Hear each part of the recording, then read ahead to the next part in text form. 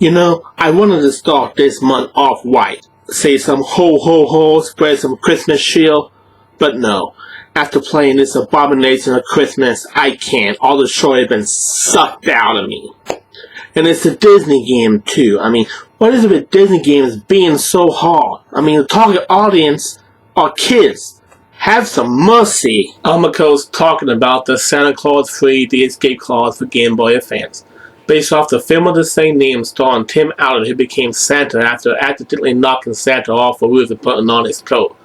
In this movie and game, Shaq Frost is looking to take over the world of Santa and hijack Christmas. Your task is to stop him.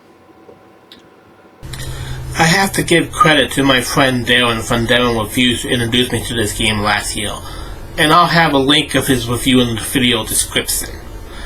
Now let's dive into this horror that is the Santa Claus Free. Right out of the bat, I have to acknowledge that the movie stills in this game are a lot better than Lower the Waves The Two Towers. Very clear and high def for a Game Boy Advance game anyway. When you start a new game, it's chill, literally in some senses. You're going from point A to point B, being jolly old Saint Nick, and it's peaceful, comforting, almost fun, like a good Christmas game should be. Then there's a couple of levels it happens. You are introduced to some of the most frustrating platforming you'll ever see in a video game. I find it easier to jump walls than in the garden. You have a jump and double jump you tap A twice. You also can parachute with Santa's bag by jumping once and holding A. But you can't do the double jump and do that. You have to tap A once, hold on to it, and then with some luck glide towards the ledge and double jump for the last second. Then sometimes your finger just slips and press the A button the wrong number of times.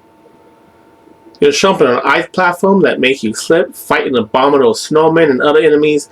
Pressing B has suddenly used some weapon or tool to take out enemies. But the hardest part of all is the jumping. You have to avoid things like ice spikes and electrical currents when jumping. You have to jump perfectly. There's no room for error. You mess up even a little bit and you're ice, baby. Some levels are pretty easy. You just run around and do some jumping, and before you know it, you're at the end of the level.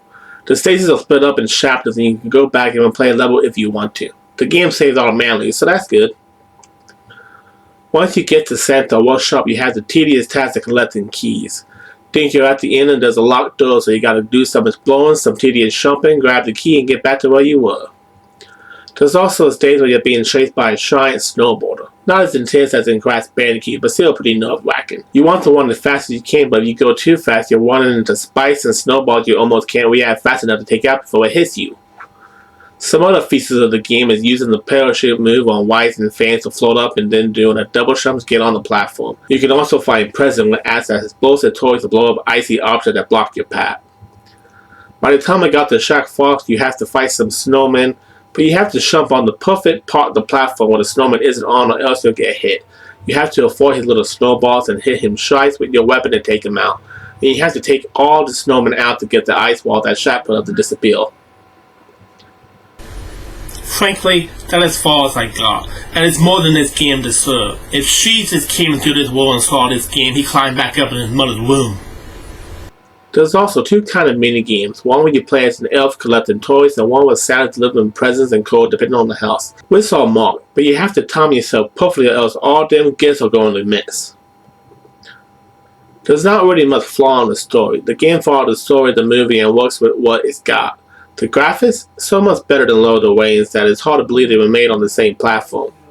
The sound is decent, but the music, it's the same damn song every level. I mean, come on, give me some variety. This game made Dark Castle soundtrack sound like Dark Souls. I take that back. I hate to be the dead horse, but the number one flaw in this game is how the difficulty jumped from shamelessly easy to ridiculously hard. The platforming is just a headache, and sometimes the controls aren't responsive enough to make it doable.